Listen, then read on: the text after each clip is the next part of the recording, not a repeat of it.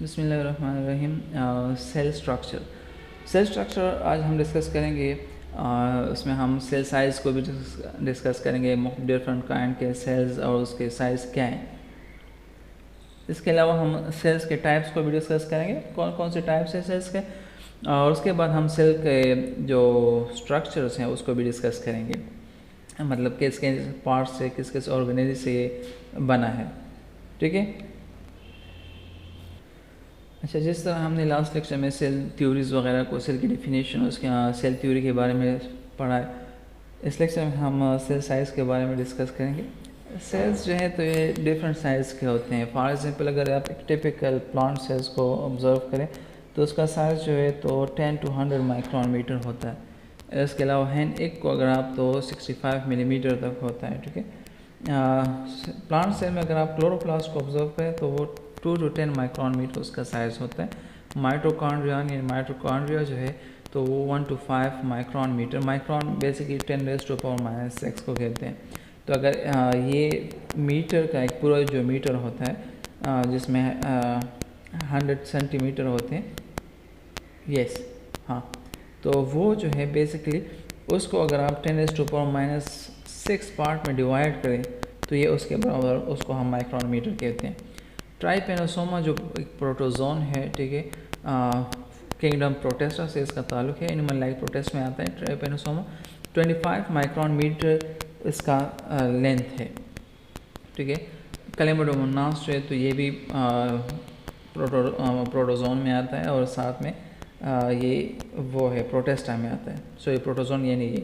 ठीक है। Kingdom Protista से इसका ताल्लुक है। ग्रीन एलजी इसका ग्रुप है। ह्यूमन आरबीसी को अगर आप देखें तो ये 7 to 8 माइक्रोन मीटर है। इसके अलावा डब्ल्यूबीसी को अगर आप देखें तो इसके डबल साइज़ के हैं। इश्रिकिया कोलाई, ई कोलाई जिसे जो बैक्टीरिया है और रिसर्च फील्ड में ज़्यादातर यूज़ होता है, जेनेटिक इंजीनियरिंग वगैरह में, 1 to 5 माइक्रोन मीटर इसका लेंथ है। आज HIV एड्स का जो वायरस है, ह्यूमन इम्यून वायरस, जो ह्यूमन के इम्यून सिस्टम पे अटैक करता है, उसका जो नॉर्मल साइज़ है that is 100 nanometre. Polio virus जो है तो वो ज़्यादा शॉर्ट है, छोटा है, उसका जो साइज़ है that is 30 nanometre. Nanometre mean अगर आप एक मीटर को 10⁻⁹ हिस्सों में डिवाइड करें तो बहुत ज़्यादा छोटा आता है। ठीक है, उसको हम नैनोमीटर कहते हैं। DNA मॉलिक्यूल को अगर आप डायमीटर फाइंड आउट करें तो 2 नैनोमीटर होता है। अच्छा, T4 बैक्टीरियोफेज, यानी बैक्टीरियोफेज में फिर उसके फर्दर टाइप्स हैं, तो उसमें जो T4 बैक्टीरियोफेज है वो 225 नैनोमीटर लॉन्ग होता है। अच्छा, टोबैक मोज़ेक वायरस TMV, उसका जो साइज़ है दैट इज़ 300 नैनोमीटर। तो ये सेल के मुख्तलिफ काइंड के सेल्स हैं और उसके क्या साइज़ हैं। लाइट माइक्रोस्कोप जो है तो तकरीबन 200 नैनोमीटर तक किसी चीज़ को दिखाई दे सकता है। ठीक है, उसको मैग्नीफाई कर सकता है। जबकि इलेक्ट्रॉन माइक्रोस्कोप की जो पावर है that is down to 0.5 nanometre, यानी इलेक्ट्रॉन माइक्रोस्कोप अब 12 मिलियन तक आपको की एक चीज़ मैग्नीफाई कर सकता है। लाइट माइक्रोस्कोप इसमें फिर टाइप्स हैं, तो वो आपको 10,000 टाइम एक चीज़ मैग्नीफाई करके दे सकता है। अच्छा, नेक्स्ट है कैरेक्टरिस्टिक्स ऑफ ऑल सेल्स। जितने भी सेल्स हैं तो उनमें कुछ चीज़ें कॉमन होती हैं। एक तो वो ये कि उनके इर्द गिर्द एक ख़ास मेम्ब्रेन होती है, उसको हम प्लाज्मा मेम्ब्रेन भी कह सकते हैं, सेल मेम्ब्रेन भी इसे कह सकते हैं। Protoplasm cell contain in thick fluid, जितने भी उसके अंदर फ्लूइड होता है, प्लाज्मा मेम्ब्रेन और साथ में जो उसका कंटेंट है, साइटोप्लाज्म, न्यूक्लियस, न्यूक्लियोप्लाज्म, जितने ऑर्गेनेल्स वगैरह है वो सारी चीज़ें उसमें आ सकते हैं। ऑर्गेनेल्स जो हैं, जितने भी स्ट्रक्चर हैं सेल के अंदर, mitochondria, Golgi bodies, lysosome, ribosome, endoplasmic reticulum, smooth endoplasmic reticulum, ये सारी चीज़ें उसमें आते हैं ऑर्गेनेल्स में। Control centre with DNA, control centre for example nucleus है, अगर यूकैरियोटिक सेल है, यूकैरियोटिक सेल नहीं है तो न्यूक्लियाइड भी हम इसे कहते हैं, और उसमें DNA प्रेजेंट होता है। तो ये सारे जितने भी सेल्स हैं उसमें प्लाज्मा मेम्ब्रेन का होना ज़रूरी है, साइटोप्लाज्म का होना ज़रूरी है, और साथ में कंट्रोलिंग सेंटर या DNA का होना ज़रूरी है। बाकी चीज़ों में इधर उधर हो सकता है। ठीक है, ऑर्गेनेल्स बाज़ में एक कम, बाज़ में ज़्यादा, इस तरह की चीज़ें हो सकती हैं। आगे हम डिस्कस करेंगे। सेल टाइप, सेल दो किस्म के होते हैं नॉर्मली। जो मेजर क्लासिफिकेशन है तो उसमें सेल्स जो हैं तो दो ब्रॉड डिवीज़न में हम इसको डिवाइड करते हैं। एक को हम प्रोकैरियोट्स कहते हैं, दूसरे को हम यूकैरियोट कहते हैं।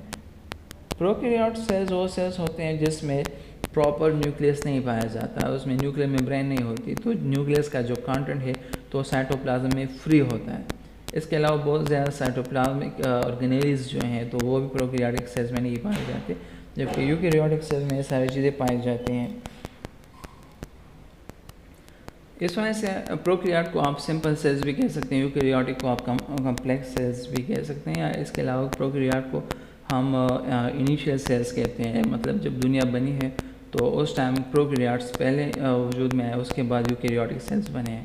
तो इन सारी चीज़ों प्रोकैरियोट को अब आगे हम डिटेल के साथ डिस्कस करते हैं।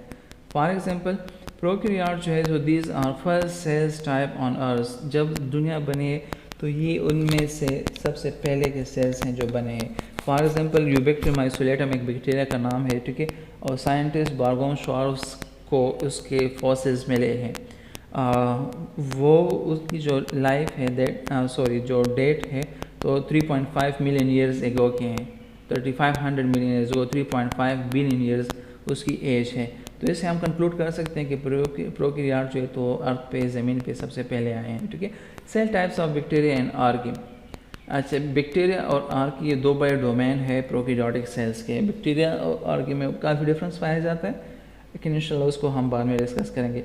आज ये एक टिपिकल सेल्स है बैक्टीरिया का जिसमें राइबोसोम्स पाए जाते हैं, साइटोप्लाज्म में डीएनए पाया जाता है।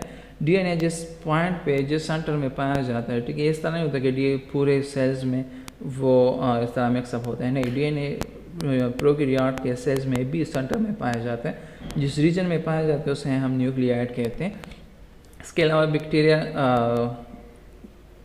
के पास जो है, ठीक है, वो उसके साथ फ्लैजेलम भी अटैच होता है बेसिलस बैक्टीरिया के साथ ख़ास तौर पे, जो उसके मूवमेंट में हेल्प करता है। अगर एक फ्लैजेलम हो तो उसे मोनोट्राइकस कहते हैं, ज़्यादा हो तो उसको हम फिर डिफरेंट नेम देते हैं, ठीक है। बेसल बॉडी, फ्लैजेलम जिस पार्ट के साथ अटैच हो उसे हम बेसल बॉडी कहते हैं, ठीक है, या फ्लैजेलम का जो पार्ट है प्लाज्मा मेम्ब्रेन के साथ अटैच हो उसे हम बेसल बॉडी कहते हैं। कैप्सूल, कुछ बैक्टीरिया के लिपिड्स का एक ख़ास एनवेलप होता है जिसे हम कैप्सूल भी कहते हैं। इसके अलावा जो है सेल कैप्सूल के अंदर और प्लाज्मा मेम्ब्रेन के बीच में सेल वॉल भी पाया जाता है। सेल वॉल जो है तो प्लाज्मा मेम्ब्रेन और कैप्सूल के बीच में पाया जाता है। इसके अलावा प्लाज्मा मेम्ब्रेन भी यहाँ पे है। प्लाज्मा मेम्ब्रेन में यहाँ पे ख़ास जगह पे फोल्डिंग पाई जाती है जो माइटोकॉन्ड्रिया की तरह फंक्शन उसका परफॉर्म करता है। ये उसकी रियल पिक्चर है स्कैन इलेक्ट्रॉन माइक्रोस्कोप से 47,000 टाइम्स की। तो ये बेसिलस बैक्टीरिया के वो है। दो बैक्टीरिया अटैच होते तो जब दो अटैच होते हैं उसको हम डिप्लो कहते हैं। ज़्यादा अटैच हो, ठीक है, इस तरह चैन के फॉर्म में उसको हम स्ट्रेप्टो कहते हैं। अगर बहुत ज़्यादा ग्रुप फॉर्म पे अटैच हो ज़्यादा बैक्टीरिया तो उसको हम फिर स्ट्रेप्टो कहते हैं। तो ये डिप्लोबैसिलस है। अगर ज़्यादा फॉर्म में अटैच हो चैन के फॉर्म में तो उसको हम फिर स्ट्रेप्टोबैसिलस कहेंगे। अगर बहुत ज़्यादा ग्रुप के फॉर्म में हो तो हम फिर उसको स्टेफेलो ग्रुप के फॉर्म को स्टेफेलो कहते हैं, स्टेफेलोबैसिलस कहते हैं। लेकिन वो पे स्टेफेलो पे ज़्यादातर कोकस बैक्टीरिया, कोकाई बैक्टीरिया में होते हैं, स्टेफेलोकोकाई हम पे उसे कहते हैं। अच्छा, नेक्स्ट जो है यूकैरियोटिक सेल। यूकैरियोटिक सेल्स जो हैं तो उस बेसिकली हम उन सेल्स को कहते हैं जिसमें ट्रू न्यूक्लियस पाया जाता है, यानी उसमें न्यूक्लियर मेम्ब्रेन पाया जाता है। वो न्यूक्लियर मेम्ब्रेन जो है वो न्यूक्लियर मेम्ब्रेन बेसिकली उसके अंदर न्यूक्लियस का सारा मटेरियल्स पाया जाता है। तो eukaryotic cell nucleus bound by membrane including fungi, protista, plant and animal. जितने भी लाइफ को आपको पता है, लाइफ को हम 5 किंगडम्स में डिवाइड करते हैं। किंगडम प्रोकैरियोट या किंगडम मोनरा। मोनरा जो है तो सिर्फ और सिर्फ प्रोकैरियोट में शामिल है, जबकि बाकी 4 जो है प्रोटिस्टा, फंजाई, प्लांट, एनिमेलिया, ये चारों के चारों यूकैरियोटिक सेल्स में आते हैं। और उनमें जो साइटोप्लाज्मिक ऑर्गेनेल्स हैं तो वो भी ज़्यादा पाए जाते हैं। प्रोटोजोन की पिक्चर यहाँ पे दिखाई गई है, ठीक है, पैरामीशियम वगैरह की। तो ये जो है यूकैरियोट में आते हैं, इसमें प्रॉपर न्यूक्लियस प्रेजेंट होता है। आज एनिमल सेल्स का ये एक रिप्रेजेंटेटिव पिक्चर है और इसमें बहुत सारे ऑर्गेनेल्स हैं। फॉर एग्जांपल राइबोसोम्स को यहाँ पे शो किया गया है, ये राइबोसोम्स हैं, ठीक है। फ्री राइबोसोम, राइबोसोम दो फॉर्म में पाए जाते हैं, एक फ्री राइबोसोम, दूसरा अटैच राइबोसोम। तो यहाँ पे अगर आप देखें रफ एंडोप्लाज्मिक रेटिकुलम, ये वो रेटिकुलम है, ठीक है, एंडोप्लाज्मिक रेटिकुलम जिसके साथ राइबोसोम अटैच होते हैं, तो इस वजह से हम इसको रफ एंडोप्लाज्मिक रेटिकुलम कहते हैं। माइटोकॉन्ड्रिया यहाँ पे पाए जाते हैं जिसमें एनर्जी प्रोड्यूस होती है। गोल्गी ऑपरेटस यहाँ पे पाए जाते हैं, ये वाला गोल्गी ऑपरेटस हैं जो कि processing and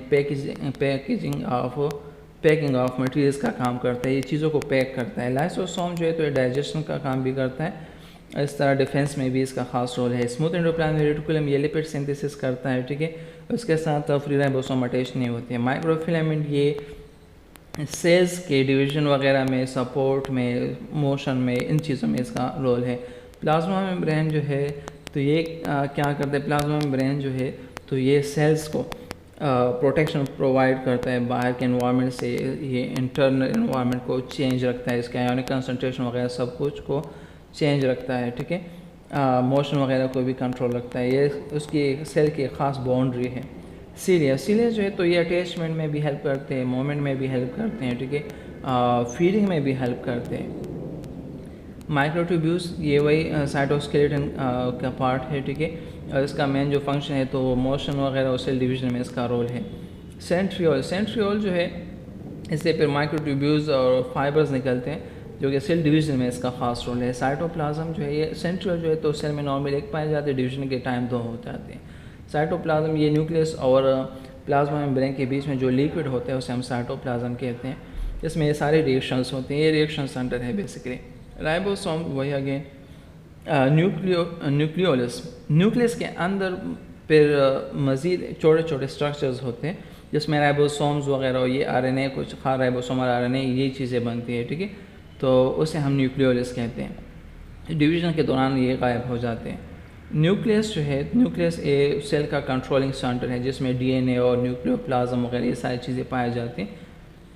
nuclear envelope, nuclear membrane हम उसे कहते हैं। न्यूक्लियर पोर, न्यूक्लियर मेम्ब्रेन में छोटे छोटे सुराख पाए जाते हैं जिसे हम न्यूक्लियर पोर कहते हैं। जब सेल्स स्टेम सेल्स होता है तो उसमें न्यूक्लियर पोर ज़्यादा होंगे, जब भी वो डिफ्रेंशिएट हो जाता है तो उसमें न्यूक्लियर पोर कम होंगे। इंशाल्लाह इस चीज़ पे दोबारा हम फिर डिस्कस करेंगे। अच्छा, रिप्रेजेंटेटिव प्लांट सेल, प्लांट के जो रिप्रेजेंटेटिव सेल्स हैं तो उसको भी एक नज़र देखें। राइबोसोम इसमें ही पाए जाते हैं, न्यूक्लियर पोर यहाँ पे भी होते हैं, न्यूक्लियस, न्यूक्लियोल। डिफरेंस जो है तो यहाँ पे एक वैक्यूल का डिफरेंस है, वैक्यूल यहाँ पे पाए जाते हैं बहुत बड़ा होता है, ठीक है, और इसके अलावा क्लोरोप्लास्ट, एनिमल के सेल्स में क्लोरोप्लास्ट नहीं होता, और यहाँ पे माइटोकॉन्ड्रिया पाए जाते हैं लेकिन बहुत कम होते हैं। इस वजह से एनिमल सेल्स में माइटोकॉन्ड्रिया ज़्यादा होते हैं, क्लोरोप्लास्ट नहीं होते। यहाँ पे क्लोरोप्लास्ट ज़्यादा होते हैं, माइटोकॉन्ड्रिया कम होते हैं, ठीक है, तो एक मेन डिफरेंस है। बाकी सेल वाल जो है यहाँ पे सेल वाल तो ये भी ख़ास कैरेक्टरिस्टिक्स है प्लांट सेल्स का, और इसके अलावा सेल वाल जो है तो वो फंजाई और प्रोटेस्टा के बाज़ मेंबर्स में भी ये चीज़ें पाई जाती हैं। अच्छा, अगर आपका कोई क्वेश्चन हो तो आप पूछ सकते हैं। अल्लाह हाफिज़।